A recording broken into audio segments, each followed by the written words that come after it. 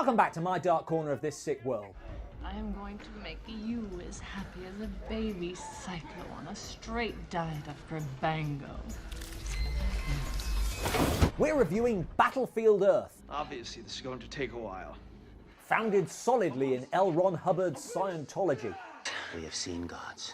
But we don't review religions, so we're putting the Scientological stuff to one side and concentrating on what it's like as a film. Pathetic. Here's the thing.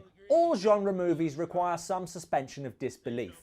That is our fate. Audiences will overlook superpowers and spaceships as long as they buy into the basic setup. Piece of cake, piece of cake, piece of cake, piece of cake. 1,000 years ago, a race of advanced aliens called Psychlos conquered Earth to mine it for gold and wildly overact. While you were still learning how to spell your name, I was being trained to conquer galaxies. In 1,000 years, not one Psychlo has learnt to speak English.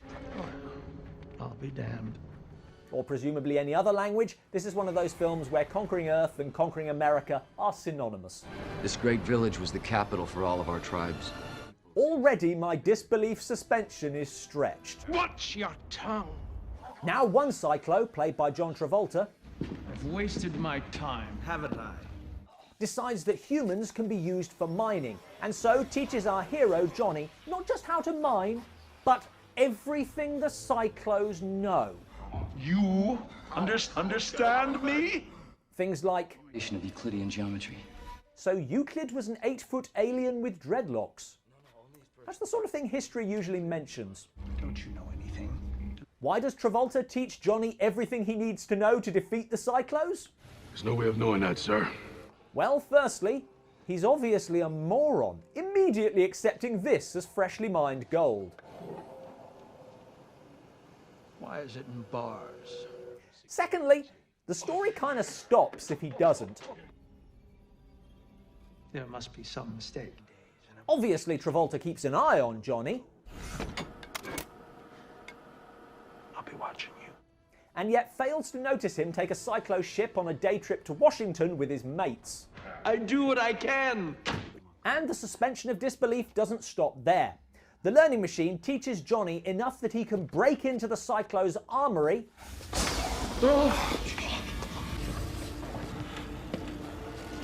but not that guns need to be loaded.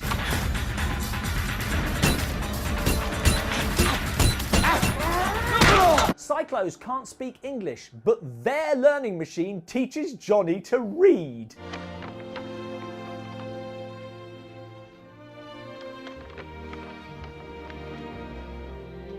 How have these books survived 1,000 years? Show me. How has no Psychlo noticed there's a fucking great pile of gold in Fort Knox? Let's hope that their eye in the sky didn't see the gold through the lead walls of this cave. For 1,000 years?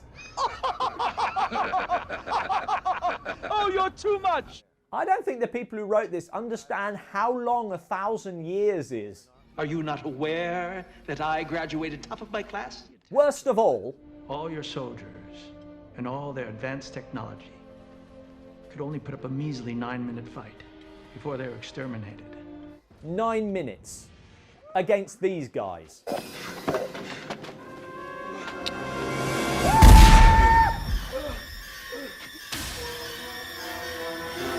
They can't even shoot straight.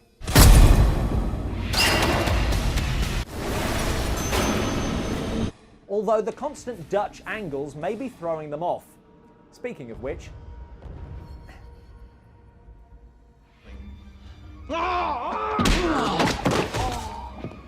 more importantly, while the trained militaries of the entire world couldn't last 9 minutes, a ragtag group of savages who learnt to fly planes earlier that week It's a learning machine. Teach us to fly. managed to destroy not just the Psychlos Earth base,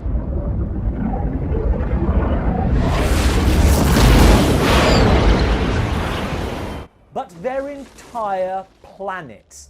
I think there's a little more to it than that. If you watch a lot of B-movies, your suspension of disbelief becomes like a bungee cord. It stretches a long way. and I might suddenly grow a third arm. Not this far. I will be the laughingstock of the universe. That said, the biggest problem isn't what the movie asks me to believe, it's that it asks me to care about this numbnuts.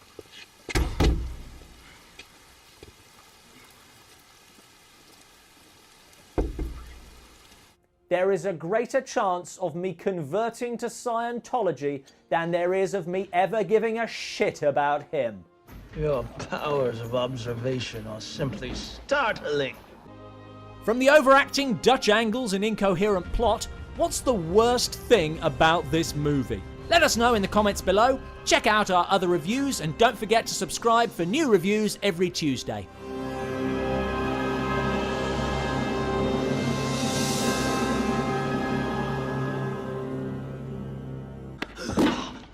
Do you want lunch?